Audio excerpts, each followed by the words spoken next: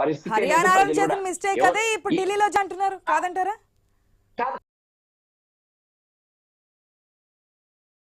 Congress party ఏంటంటే ఆశా గారు ఆ యాప్ ను మా కూటమిలో ఉంచుకోవాలి, మేము చెప్పినట్లే వినాలి అనేది వారి యొక్క ధోరణి. అదే ఏదైనా కావచ్చు, ఆ రెండు పార్టీల మధ్య కాస్త విభేదం ఏదైతే గ్యాప్ కనిపించిందో ఆ గ్యాప్ ఎడ్జ్ అనేది బీజేపీకి కలిసి వచ్చి అస్త్రం కింద మారుతోంది. ఆశా గారు అది ఇక్కడ చూసినా కూడా మరి వారి ఓట్లకు రావాలి కదా, వారికి ఓటింగ్ శాతం పెరగాలి వారికి, ఎవరికి కాంగ్రెస్ పార్టీ. మనం ఇప్పుడు సరళి చూస్తుంటే కూడా వాళ్ళకేమి ఆ విధంగా వచ్చినట్లేమో అనిపించలేదు.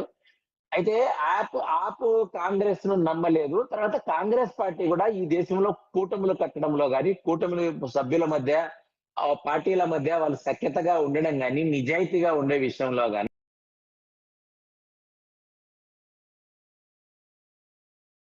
రాహుల్ గాంధీ గారి నాయకత్వం అయితేనే, కాంగ్రెస్ పార్టీ యొక్క నాయకత్వం అయితేనే మిగతా వారు నమ్మలేదని దీన్ని బట్టి చేసినట్లయితే వీరికి వేయడం వల్ల ఓటు వేస్ట్ అనే నిర్ణయానికి ప్రజలు వచ్చి కాంగ్రెస్ పార్టీని తిరస్కరించారు.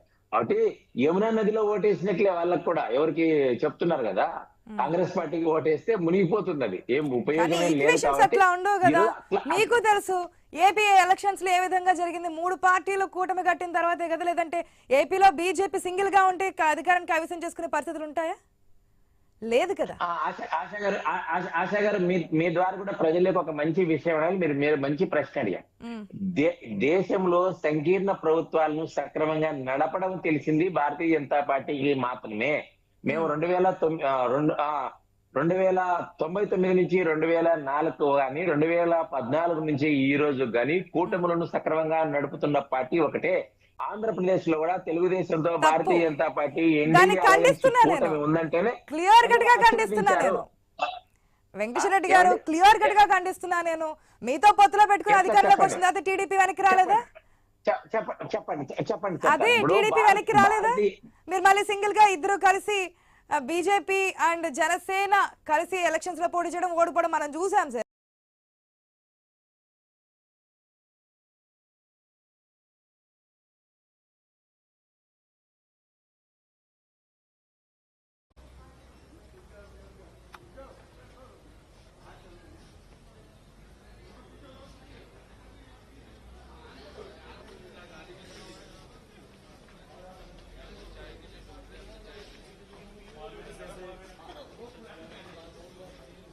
భారతీయ జనతా పార్టీ ప్రవర్తిస్తుంది, అభివృద్ధి చేస్తుంది.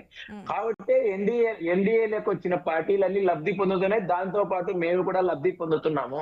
మేము కాదని చెప్పడం లేదు. కాబట్టి మేము చెప్పదలుచుకునేది ఏంటంటే, ఈ దేశంలో అలయన్స్ లో నడపడం అనేది ఒక్క భారతీయ జనతా పార్టీ మాత్రమే చేత అవుతుంది. జాతీయ స్థాయిలో ఎందుకంటే ఇండి కూటమిలో వస్తున్నటువంటి విభేదాలు, బయటపడుతున్నటువంటి ఇటువంటి వెర్షన్స్ వల్ల ఇవన్నీ తెర మీదకి వస్తున్నటువంటి అంశాలు. ఓకే, ప్రెజెంట్స్ ఒకసారి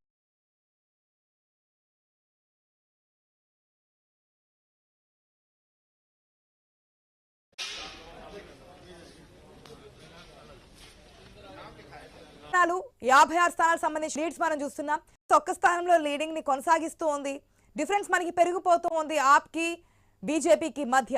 35 స్థానాల్లో బీజేపీ లీడ్ లో ఉంటే 20 స్థానాల్లో మనకి ఆప్ అనేది కొనసాగుతోంది. ఇప్పటికి ఇంకా కూడా కల్కాజీలో సీఎం అతీషి వెనుకంజలో ఉన్నారు. అక్కడ చూసుకుంటే కనుక మనకి రమేష్ బిధూరి ముందంజలో ఉన్నారు బీజేపీ తరఫు నుంచి. అరవింద్ కేజ్రీవాల్ కూడా వెనుకంజలో కొనసాగుతున్నారు. మనీష్ సిసోడియా కూడా వెనుకంజలో కొనసాగుతున్నటువంటి సిచ్యువేషన్ మనం చూస్తున్నాం. సత్యేంద్ర జైన్ ఆధిక్యంలో కొనసాగుతున్నారు ఆప్ పార్టీకి సంబంధించి. అదేవిధంగా కపిల్ మిశ్రా బీజేపీకి సంబంధించి ఆధిక్యంలో కొనసాగుతున్నారు. లీడ్స్ అయితే మనం చూస్తున్నాం.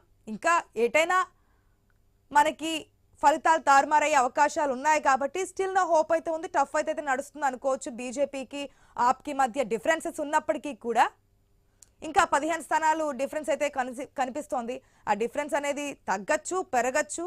సింగిల్ పార్టీకి ఏమన్నా ఈసారి ఆ ప్రజలు ఏమన్నా గతంలో మాదిరిగానే 62, 67 ఆ విధంగా కాకపోయినా ఒక 40 వరకు కూడా ఏ పార్టీని తీసుకెళ్లబోతున్నారు ఎగ్జిట్ పోల్స్ అంచనాల ప్రకారం అనేది మనం చూద్దాం. రామగౌడ్ గారు, నెమ్మదిగా బీజేపీ ముందంజలో వెళ్తోంది, ఆప్ కాస్త వెనుకంజకి పడుతున్నటువంటి సిచ్యువేషన్. మీ అధినేతలు కూడా అంటే వెనుకంజలోనే ఉన్నారు, బీజేపీ ముందుకు వెళ్తోంది.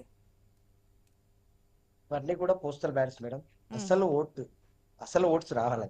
ఇవన్నీ పోస్టల్ బ్యాలెట్ లో. పోస్టల్ బ్యాలెట్స్ సో లో మాత్రం మిత్రుడు ఎందుకు ఆపు చెప్పినట్టు వెనుకంజలో ఉందనుకోవచ్చు? సో అక్కడ సెంట్రల్ గవర్నమెంట్ ఆధీనంలో కూడా కొంతమంది ఉన్నారు కాబట్టి సో తప్పకుండా అటువంటి సిచ్యువేషన్ జరగవచ్చు. ఎందుకోసం అంటే గవర్నమెంట్ ఇప్పుడు 2 సార్లు అక్కడ ప్రభుత్వాన్ని ఏర్పాటు చేసింది. సో అక్కడ అంతా సెంట్రల్ గవర్నమెంట్ సంబంధించిన వాళ్ళు కూడా ఉంటారు. సో మేబీ ఆ ఓటింగ్ అట్లా ఏమైనా రావచ్చు. అయినా కూడా ఆడ అంటే మాక్సిమం ఒక 23 స్థానాల్లో కూడా పోస్టల్ బ్యాలెట్ లో కూడా ఆపు ఇప్పటివరకు ఉంది. సో ఇంకా అసలు ఓటర్స్ అంటే నిజమైన ఓటింగ్ ఎవరైతే ఉన్నారో కింది స్థాయి వ్యక్తులందరూ కూడా మనకు ఓటు ఏదైతే లెక్కింపు స్టార్ట్ అవుతుందో సో మాక్సిమం ఆ లెక్కింపులనే తెలుస్తుంది. సో ఏది ఏమైనా కూడా బీజేపీ ఒక వ్యక్తితో తీసుకుంటే వాళ్ళు మంచోళ్ళు అయిపోతారు, పునీతులు అయిపోతారు. బీజేపీతో జతకట్టకుండా ఏ వారితో జతకట్టినా కూడా వాళ్ళందరూ కూడా అవినీతి పరులు అవుతారు. నిజం. ఇప్పుడు ఇదే చంద్రబాబు నాయుడు అవినీతి కూపంలో కూరుకుపోయినప్పుడు ఇదే బీజేపీకి ఇప్పుడు మద్దతు ఇవ్వలేదా దేశంలో? సో అంటే చంద్రబాబు నాయుడు ఇప్పుడు కోర్టులో ఉంది కాబట్టి అంటే కోర్టులో ఉండగానే చంద్రబాబు నాయుడు అవినీతి పరులు అంటారా బీజేపీ వాళ్ళు? చెప్పాలి వాళ్ళు. చంద్రబాబు నాయుడు అవినీతి పరుడు అయితే మీరెందుకు మద్దతు తీసుకున్నారు? చంద్రబాబు నాయుడు మద్దతు ఎందుకు తీసుకోగలిగారు? మీరు అవినీతి ఆరోపణలు అనేది ఒక మరక జల్లడానికే చేస్తారు. మీ దగ్గరికి వస్తే ఆ మరకను తుడిపేస్తారు. సో కాబట్టి ఇది మీరు చేసే ఆరోపణలు ఏదైతే ఉన్నారో ప్రజలు తప్పకుండా చూస్తారు. ఈ రోజు ఒకవేళ ఓడిపోతే ఏదో అవుతుంది అనేది కాదు. ఈ రోజు దేశంలో 10 సంవత్సరాలనే ఒక బలమైన రాజకీయ పార్టీగా ఎదగగలిగింది. అది నిజం. సో కాబట్టి బీజేపీ పార్టీ చేస్తున్న మొదటి నుంచి ఇప్పటి వరకు చేస్తున్నది కూడా అదే. వాళ్ళకి పెద్దగా ఏమేం లేదు. ఏపీ నుంచి వెళ్ళి కూడా 2 రోజుల ముందు తెలుగు రాష్ట్రాల్లో కూడా 2 రోజుల ముందు రైడింగ్లు జరుగుతాయి. ఆ తెల్లారే 3వ రోజు పోయి కండు వేసేసుకుంటే మళ్ళీ పునీతులు అయిపోతారు. ఎటువంటి రైడింగ్స్ లేవు, ఏం లేవు. అది బీజేపీ పార్టీ చేస్తుంది. రెండవది, మీరు సంకీర్ణ ప్రభుత్వాలను ఏర్పాటు చేస్తున్నాం అంటున్నారు. మీరు చేసే ప్రభుత్వాలన్నీ కూడా కూలగొట్టాలి, కొనాలి. అక్కడ ప్రభుత్వాలను కూలగొట్టి మళ్ళీ ఒక కూలగొట్టిన ఎవరైతే కొన్న వాళ్ళతో ప్రభుత్వాన్ని అక్కడ ఏర్పాటు చేయాలి. ఇది బీజేపీ పార్టీ చేస్తున్నది కానీ సొంతంగా ఎక్కడ లేదు. కాబట్టి ప్రజలు లాస్ట్ టైం మిమ్మల్ని తిరస్కరించారు. సో కాబట్టి మీరు పూర్తి స్థాయి మెజారిటీ మీకు రాలేకపోయింది. సో మళ్ళీ ఇప్పుడు మీరు చెప్తున్నారు. సో మీరు ఏం చేసినా ఒక ఆపు మీద మీరు ఇంత బలంగా దేశవ్యాప్తంగా ఉన్న మీ టీంని అంతే దించినా కూడా ఈరోజు అంతే బలంగా కూడా అక్కడ ఆపు ఉంది అనేది నిజం. ఎందుకోసం అంటే ఈరోజు 4వసారి ప్రభుత్వాన్ని ఏర్పాటు చేస్తున్నా కూడా పోస్టల్ బ్యాలెట్ లో కూడా మేము మీకు సమానంగానే వస్తున్నాం. సో మీరు అసలు బ్యాలెట్ బయటపడితే తప్పకుండా ఇప్పుడు మిత్రుడు చెప్పినట్టుగా, వెంకటేశ్వరరావు చెప్పినట్టుగా సో మనం పార్టీకి సంబంధించిన వ్యక్తులు ఇక్కడికి వచ్చినాం. కానీ సో కొంచెం మనం వెనుక సైడ్ చూసుకుంటే మీరు బీజేపీ చేస్తున్నది ఏదైతే ఉందో అన్నారు, సంకీర్ణ ప్రభుత్వాలు ఇవన్నీ ఏం చేస్తలేవి, కూలగొట్టడాలు ప్రభుత్వాలని. మళ్ళా ప్రభుత్వాలు కూలగొట్టి మీరే ప్రభుత్వాన్ని కూలగొట్టి మళ్ళీ మీరే ఒక గొడుగును మనం ఏర్పాటు చేసే ప్రభుత్వాలు చేస్తున్నాయి. ఇదంతా మనం చూసినాం, కర్ణాటకలో చూసినాం, మిగతా రాష్ట్రాల్లో కూడా చూసినాం అన్న. అవి చూస్తూనే ఉన్నాం బీజేపీ చేస్తున్న వాటిలన్నింటినీ కూడా. ముఖ్యంగా నేను బీజేపీకి ఇంకోటి చెప్పబోతున్నా. ఇంతవరకు ఉచితాలు లేవన్న మీరు ఈ రోజు దేశ ప్రజలందరికీ కూడా మళ్ళీ ఉచితాల వైపు చూస్తున్నాం. ఇంతవరకు అసలు ఉచితాలు అనేది ఒక రాష్ట్రానికి చాలా లోటు అన్న మీరు ఈ రోజు అదే పట్టుకొని వచ్చారు. అంటే మేము చేస్తే అవి తప్పులు, ఆమ్ ఆద్మీ పార్టీగా చేస్తే తప్పు,